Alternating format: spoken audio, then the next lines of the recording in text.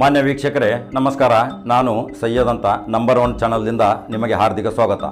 ನಾನು ಇವತ್ತು ಒಂದು ಮಹತ್ವವಾದ ಸುದ್ದಿಯನ್ನು ತೆಗೆದುಕೊಂಡು ಬರ್ತಾ ಇದ್ದಾನೆ. ಘಟಪ್ರಭಾ ದುಬ್ದಾಳ್ ಮಲ್ಲಾಪುರ PGಯಲ್ಲಿ ಒಂದು ಬಡ್ಡಿ ಮಾಫಿಯಾ ಗ್ಯಾಂಗ್ ಕಾರ್ಯನಿರ್ವಹಿಸ್ತಾ ಇದೆ. ಈ ಬಡ್ಡಿ ಮಾಫಿಯಾ ಗ್ಯಾಂಗ್ ಅಂದರೆ ಏನು?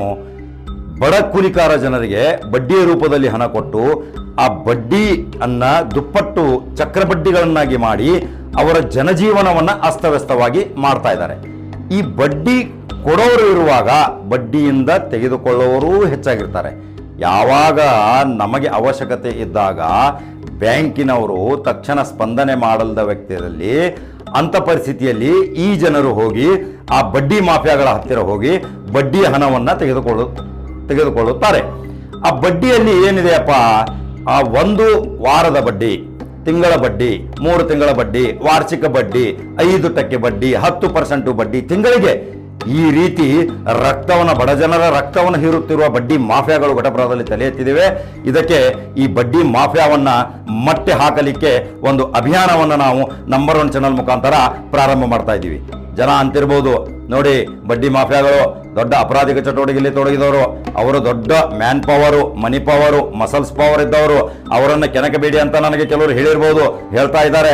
ಆದರೆ ನಾನು 25-30 ವರ್ಷಗಳಿಂದ ಇಂಥ ಅನೇಕ ಘಟನೆಗಳನ್ನು, ಅನೇಕ ಧಮಕಿ ಬೆದರಿಕೆಗಳನ್ನು ನಾನು ಎದುರಿಸಿದ್ದೀನಿ. ಅದಕ್ಕೆ ಯಾವುದಕ್ಕೂ ಸೊಪ್ಪು ಹಾಕದೆ ನನ್ನ ರಕ್ಷಣೆಗೆ ಆ ದೇವರಿದ್ದಾನೆ ಅಂತ ಇಂಥ ಒಂದು ಬಡ್ಡಿ ಮಾಫಿಯಾ, ಇಂಥ ಒಂದು ಕರಾಳ ಕಾನೂನುಗಳನ್ನು, ಅನೀತಿ ಚಟುವಟಿಕೆಗಳನ್ನು, ಅನೈತಿಕ ಚಟುವಟಿಕೆಗಳನ್ನು, ಕ್ರಿಮಿನಲ್ಗಳ ಬಗ್ಗೆ ಭಯಾನಕ ಸುದ್ದಿಗಳನ್ನು ನಾನು ಇವತ್ತು ವ್ಯಕ್ತಪಡಿಸ್ತಾ ಇದ್ದೀನಿ. ಈ ಭಯಾನಕ ಸುದ್ದಿಗಳು ಅಂದರೆ ಏನಪ್ಪ? ಇದೊಂದು ಬಡ್ಡಿ ಮಾಫಿಯಾ. ಬಡ ಜನರ ರಕ್ತ ಹೀರುವಂತಹ ಕೃತ್ಯಗಳು ಘಟಪ್ರಭಾದಲ್ಲಿ ನಡೀತಾ ಇದೆ, ಮಲ್ಲಾಪುರ PGಯಲ್ಲಿ ನಡೀತಾ ಇದೆ. ವಾರಕ್ಕೆ ಬಡ್ಡಿ, ತಿಂಗಳಿಗೆ ಬಡ್ಡಿ. ಈ ಬಡ್ಡಿಯಿಂದ ಆ ಬಡ್ಡಿ ತೆಗೆದುಕೊಳ್ಳುವವರು ಬೀದಿ ಪಾಲಾಗ್ತಾರೆ ವಿರ ಅವರು ಎಂದೂ ತಮ್ಮ ಸಂಸಾರವನ್ನು ಸುಗಮವಾಗಿ ಸುಂದರವಾಗಿ ಇಟ್ಕೊಂಡಿಲ್ಲ. ಪಾಪ ನೋಡಿ, ಅವರು ತಮ್ಮ ತಾತ್ಕಾಲಿಕ ವ್ಯವಸ್ಥೆಗೋಸ್ಕರ ಹಣದ ಅವಶ್ಯಕತೆ ಬೀಳುತ್ತೆ. ಒಂದು ಆಸ್ಪತ್ರೆ ಚಿಕಿತ್ಸೆಗಾಗಲಿ, ತಮ್ಮ ಮನೆಗೆ ಏನೋ ಒಂದು ಮನೆ ಲಗ್ನ ಬಂದರೆ, ಏನೋ ಒಂದು ಮದುವೆ ಸಮಾರಂಭ ಆಗಲಿ, ಒಂದು ಶುಭ ಸಮಾರಂಭಕ್ಕಾಗಿ ಈ ಬಡ್ಡಿ ಜನರ ಹತ್ತಿರ ಹೋಗಿ ಹಾತೊರೆದು ಕೈ ಒಡ್ಡಿ ನಿಲ್ಲುತ್ತಾರೆ. ಈ ಬಡ್ಡಿ ಜನರು ಆವಾಗ ಇವರ ದುರುಪಯೋಗ ಪಡಿಸ್ಕೊಂಡ್ಬಿಡ್ತಾರೆ. ಯಾಕಂದ್ರೆ ಅವರಿಗೆ ಈಗ ಅವಶ್ಯಕತೆ ಇದೆಯಪ್ಪ. ಈ ದುರುಪಯೋಗವನ್ನು ಹೇಗೆ ಪಡಿಸ್ಕೊತಾರಂದ್ರೆ, ಅವರಿಗೆ ಅವಶ್ಯಕತೆ ಇದ್ದಾಗ ಕೊಟ್ಟಂಗೆ ಮಾಡಿ 5% 10% ಮಾಡಿ ಹೆಚ್ಚು ಕಡಿಮೆ ಮಾಡಿ ಅವರನ್ನ ಸಾಕಷ್ಟು ದುಡ್ಡು ವಸೂಲು ಮಾಡಿ ತಾವು ಕುಬೇರಾಗ್ತಾ ಇದ್ದಾರೆ. ಅವರು ಐಷಾರಾಮಿ ಜೀವನ ಮಾಡ್ತಾ ಇದ್ದಾರೆ. ಇವತ್ತು ಆ ಐಷಾರಾಮಿ ಜೀವನ ಅವರದು ಕ್ಷಣಿಕ, ಅದನ್ನು ತಿಳ್ಕೊಬೇಕು. ಅವರು ಯಾವಾಗಲೂ ತಾಳ್ಮೆ, ಒಂದು ಮಹತ್ವ, ಒಂದು ಪ್ರತಿಯೊಂದು ಧರ್ಮದಲ್ಲಿಯೂ ಒಂದು ಈ ಬಡ್ಡಿ ನೀತಿಯ ಬಗ್ಗೆ ಅನೇಕ ಉದಾಹರಣೆಗಳಿವೆ. ಪವಿತ್ರ ಕುರಾನದಲ್ಲಿದೆ, ಪವಿತ್ರ ಧರ್ಮಗ್ರಂಥವಾದ ಭಗವದ್ಗೀತೆಯಲ್ಲಿದೆ, ರಾಮಾಯಣದಲ್ಲಿದೆ, ಋಗ್ವೇದದಲ್ಲಿದೆ. ಯಾವುದೇ ಜನರನ್ನ ಮನನೋಯಿಸಬೇಡ. ಮನನೋಯಿಸಿದರೆ ಅವರ ರಕ್ತವನ್ನು ಹೀರಿದ ಹಾಗೆ ಆಗುತ್ತೆ. ಅವರ ರಕ್ತವನ್ನು ಹೀರಿ ನೀನು ಪಾವನನಾಗುತ್ತೆ, ಅಂದರೆ ನಿನಗೆ ನರಕ ಸಿಗುವುದು ಗ್ಯಾರಂಟಿ ಅಂತ ಮಹಾತ್ಮರ ವಾಣಿಗಳ ಮುಖಾಂತರ ನಾವು ಇಂದು ಪ್ರತಿಯೊಂದು ಗ್ರಂಥಗಳಲ್ಲಿ ಓದಬಹುದು. ಈ ಬಡ್ಡಿ ಮಾಫಿಯಾ ಇದನ್ನು ತೊಡೆದು ಹಾಕಲಿಕ್ಕೆ ನಾವು ನಂಬರ್ 1 ಚಾನಲ್ ಮುಖಾಂತರ ಒಂದು ಅಭಿಯಾನ ಪ್ರಾರಂಭ ಮಾಡ್ತಾ ಇದ್ದೇವೆ. ಈ ಬಡ್ಡಿ ಜನರು ಎಲ್ಲಿವರೆಗೆ ಇರ್ತಾರೆ, ಇವರನ್ನು ಎಲ್ಲಿವರೆಗೆ ಮಟ್ಟಿ ಹಾಕಬೇಕಂದ್ರೆ, ನಮ್ಮ ಸಹಕಾರಿ ರಂಗದ ಕೋಆಪರೇಟಿವ್ ಸೊಸೈಟಿಗಳು, ಆಮೇಲೆ ರಾಷ್ಟ್ರೀಕೃತ ಬ್ಯಾಂಕುಗಳು ಈ ಬಡ ಜನರ ಕೂಗನ್ನ ತಕ್ಷಣ ಸ್ಪಂದಿಸಿ ಅವರಿಗೆ ಬೇಕಾಗಿರೋದೆಷ್ಟಪ್ಪ? 10,000 20,000 ಅಷ್ಟೇ. ಆ 10,000 20,000ಕ್ಕೆ ಇಲ್ಲ ಸಲ್ಲದ ದಾಖಲೆಗಳನ್ನ ಕೇಳಿ, ಇಲ್ಲ ಸಲ್ಲದ ನೋಂದಾವಣೆ ಇದನ್ನ ಕೇಳಿ, ಯಾವುದೇ ದಾಖಲೆಗಳಿಲ್ಲದಾಗ ಅವರಿಗೆ ನಮ್ಮಲ್ಲಿ ಸಾಲ ಇಲ್ಲಪ್ಪ ಅಂತ ಹೇಳ್ಬಿಡ್ತಾರೆ. ಒಂದು ಕೈಗಾರಿಕೋದ್ಯಮಿಗಳು ನೋಡಿ, ಸಾವಿರಾರು ಕೋಟಿ ರೂಪಾಯಿ ಸಾಲ ಕೊಡ್ತಾರೆ. ಆ ಸಾವಿರಾರು ಕೋಟಿ ರೂಪಾಯಿ ಅವನು ಮುಳುಗಿಸಿ ದೇಶ ಬಿಟ್ಟು ವಿದೇಶಕ್ಕೆ ಹೋಗಿದ್ದು ಉದಾಹರಣೆಗಳು ನೋಡ್ಬೋದು. ನೀವು ವಿಜಯ್ ಮಲ್ಯ ನೋಡ್ಬೋದು, ನೀರವ್ ಮೋದಿ ನೋಡ್ಬೋದು. ಎಂತಿಂಥ ಬೃಹತ್ ಕೈಗಾರಿಕೋದ್ಯಮಿಗಳು ಎಷ್ಟೋ ಲಕ್ಷಾಂತರ ಸಾವಿರಾರು ಕೋಟಿ ರೂಪಾಯಿಗಳನ್ನ ನಮ್ಮ ರಾಷ್ಟ್ರೀಕೃತ ಬ್ಯಾಂಕಿನಿಂದ ಹಗಲು ದರೋಡೆ ಮಾಡಿ ಮ್ಯಾನೇಜರ್ಗಳನ್ನ ಬುಟ್ಟಿಗೆ ಹಾಕಿಕೊಂಡು, ಮ್ಯಾನೇಜಿಂಗ್ ಡೈರೆಕ್ಟರ್ಗಳನ್ನ ಅವರನ್ನ ತಮ್ಮ ಬಲಿಪಶುಗಳನ್ನಾಗಿ ಮಾಡಿಕೊಂಡು ಅವರ ಆಸೆ ನೆರವೇರಿಸಿಕೊಂಡು ತಾವು ದೇಶ ಬಿಟ್ಟು ಪರಾರಿಯಾಗಿದ್ದಾರೆ.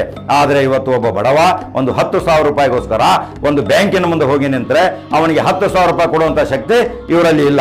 ಈ ಪರಿಸ್ಥಿತಿಯಲ್ಲಿ ಇದ್ದಾಗ ಇಂಥ ಒಂದು ಕರಾಳ ಕಾನೂನುಗಳು ನಮ್ಮಲ್ಲಿ ಈ ಬಡ್ಡಿ ಮಾಫಿಯಾದಿಂದ ನಡೀತಾ ಇದ್ದಾವೆ. ಅಂದರೆ ಈ ಬಡ್ಡಿ ಯಾವಾಗಲೂ ಈ ಬಡ್ಡಿ ಜನರು ಇರುವಾಗ ಈ ಬಡ್ಡಿ ತೆಗೆದುಕೊಳ್ಳುವ ಬಡ ಜನರು ಬೀದಿ ಪಾಲಾಗುವುದಂತೂ ಗ್ಯಾರಂಟಿ. ಈಗ ನೋಡಿ, ನಾನು ಕೆಲವು ಉದಾಹರಣೆಗಳೊಂದಿಗೆ ಬರ್ತೇನೆ. ಈ ಬಡ್ಡಿ ಜನರು ಅವರ ಐಷಾರಾಮಿ ಜೀವನ ನೋಡಿ ಹೇಗಿದೆ. ಈಗ ಒಬ್ಬನಿಗೆ ಒಂದು 20,000 ರೂಪಾಯಿ ಬಡ್ಡಿ ಕೊಟ್ಟರೆ ತಿಳ್ಕೊಳ್ಳಿ, ಅದರಲ್ಲಿ 2-3 ಸಾವಿರ ರೂಪಾಯಿ ಮುಂಚಿತವಾಗಿ ಕಟ್ ಮಾಡ್ತಾರೆ. ಆಮೇಲೆ 2,000 ರೂಪಾಯಿ ಅವರ ಮದ್ಯಪಾನ, ಅವರ ಮಾಂಸಾಹಾರಿ ಊಟ, ಇದಕ್ಕೆಲ್ಲ ಒಂದು ಲಿಮಿಟ್ ಮಾಡ್ಕೊಂಡ್ಬಿಡ್ತಾರೆ. ಅದಕ್ಕೆ ಒಂದು ಕೆಲವು ಚೇಲಾಗಳದ್ದು ಒಂದು ಗ್ಯಾಂಗ್ ಇರುತ್ತೆ. ಈ ಗ್ಯಾಂಗ್ಗಳು ಕೂಡಿ ಇವ್ರದ್ದು ಉದ್ಯೋಗ ಏನಪ್ಪಾ, ಇವರು ಒಂದು ಜೂಜುಕೋರರಾಗಿಬಿಡ್ತಾರೆ, ವ್ಯಸನಿಗರಾಗಿಬಿಡ್ತಾರೆ, ಯಾವುದೋ ಮಾದಕ ದ್ರವ್ಯಗಳ ಚಟಕ್ಕೆ ಬಿದ್ದು ಬಿಡ್ತಾರೆ. ಆ ಹಣ, ಈ ಬಡವರ ರಕ್ತ ಹೀರಿದ ಹಣ ಈ ಬಡ್ಡಿ ಮಾಫಿಯಾಗಳು ಐಷಾರಾಮಿ ಜೀವನಕ್ಕೆ ಉಪಯೋಗ ಮಾಡ್ತಾರಂದ್ರೆ ಆ ಬಡವನ ಶಾಪ ಇವರಿಗೆ ತಟ್ಟೋದಂತೂ ಗ್ಯಾರಂಟಿ. ಈಗ ಆ ಬಡ್ಡಿ ವ್ಯವಹಾರ ಮಾಡೋರು ಎಚ್ಚರಿಕೆ ವಹಿಸಬೇಕು. ಇನ್ನು ಮುಂದೆ ನಾನು ಬಡ್ಡಿ ವ್ಯವಹಾರ ಮಾಡೋಲ್ಲಪ್ಪ, ಈ ಬಡ ಜನರ ರಕ್ತ ನಾನು ಹೀರೋಲ್ಲ ಅಂತ ನಿಮಗೆ ಒಂದು ಎಚ್ಚರಿಕೆ ಕೊಡ್ತಾ ಇದ್ದೀನಿ. ನಂಬರ್ 1 ಚಾನಲ್ ಮುಖಾಂತರ ನಾನು ಈ ಅಭಿಯಾನವನ್ನು ಯಾವ ಬೆದರಿಕೆ ಇಲ್ಲದೆ, ಯಾವ ಹೆದರಿಕೆ ಇಲ್ಲದೆ, ಯಾರಿಗೂ ಹೆದರದೆ ನಾನು ಈ ಒಂದು ಬಡ್ಡಿ ಮಾಫಿಯಾದ ವಿರುದ್ಧ ಹೋರಾಟಕ್ಕೆ ಇಳಿತಾ ಇದ್ದೀನಿ ಇವತ್ತು ಮೈದಾನದಲ್ಲಿ. ಇದಕ್ಕೆ ಸಾರ್ವಜನಿಕರು, ನಮ್ಮ ಬಡ ಜನರು, ಕೂಲಿಕಾರರು, ದೀನದಲಿತರು, ಹಿಂದುಳಿದವರು, ಬಡ್ಡಿ ತೆಗೆದುಕೊಳ್ಳುವವರು ನಮ್ಮ ಜೊತೆ ಕೈ ಜೋಡಿಸಿದರೆ ಈ ಅಭಿಯಾನಕ್ಕೆ ಒಂದು ಮಹಾಪೂರ ಶಕ್ತಿ ಸಿಗುತ್ತೆ. ಈ ಅಭಿಯಾನಕ್ಕೆ ನೀವು ಕೈ ಜೋಡಿಸಿ ಈ ನಮ್ಮ ನಂಬರ್ 1 ಚಾನಲ್ಗೆ ನೀವು ಸಬ್ಸ್ಕ್ರೈಬ್ ಆಗಿ ಇನ್ನೂ ಒಳ್ಳೊಳ್ಳೆ ಸುದ್ದಿಗಳೊಂದಿಗೆ ನಾನು ಮತ್ತೆ ನಾಳೆ ಬರುತ್ತೇನೆ. ನಮಸ್ಕಾರ.